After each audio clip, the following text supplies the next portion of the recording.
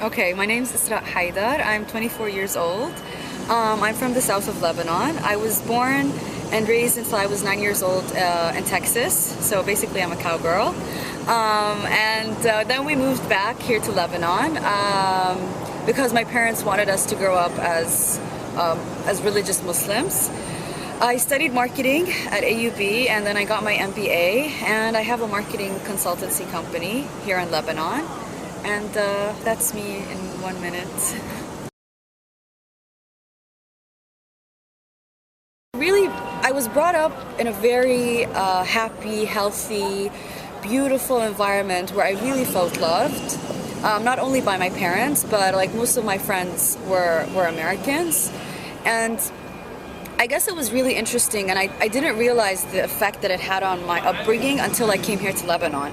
And I started to see the difference. And as I grew more and more, I realized the effect of growing up in the United States, the positive effect that it had on my life in terms of the way of thinking and dealing with people. And it's a cultural experience for me. I remember feeling like an outcast here in Lebanon because when I came, we were placed in an Islamic school, and my English was very American, and in my community you're immediately labeled as someone who's, oh look, she came from America and she's such a show-off, or she thinks that she's better than us simply because she speaks better English. And I was the English teacher's favorite because I was really well in English, but I was, even from the teachers from the other subjects, I felt like I was an outcast. And in the playground, like for 1 year, I would be all alone simply because I simply spoke differently, and my Arabic was a bit funny.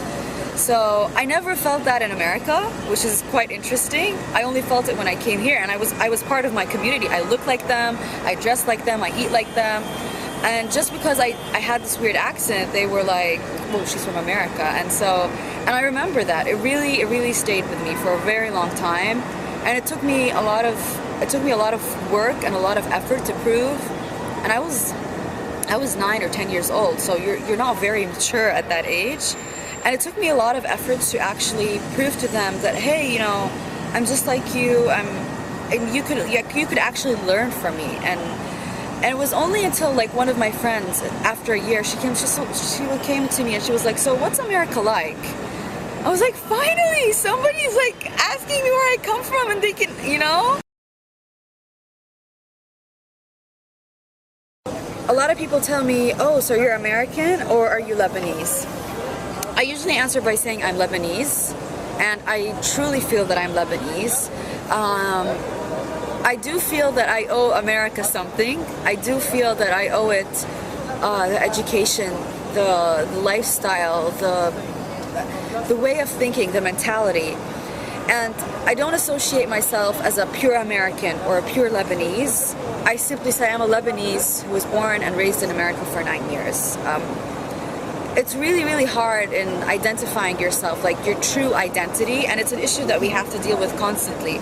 Because if you go to the village, people label you, oh look, there comes the American, you know, and then you're trying to look, no, I'm part of this community. And then you go back to America and they're like, oh, here comes the Arab. So you already have two parties who are questioning your identity. And so I never questioned my identity. I was born and raised as a Lebanese who was simply brought up in America.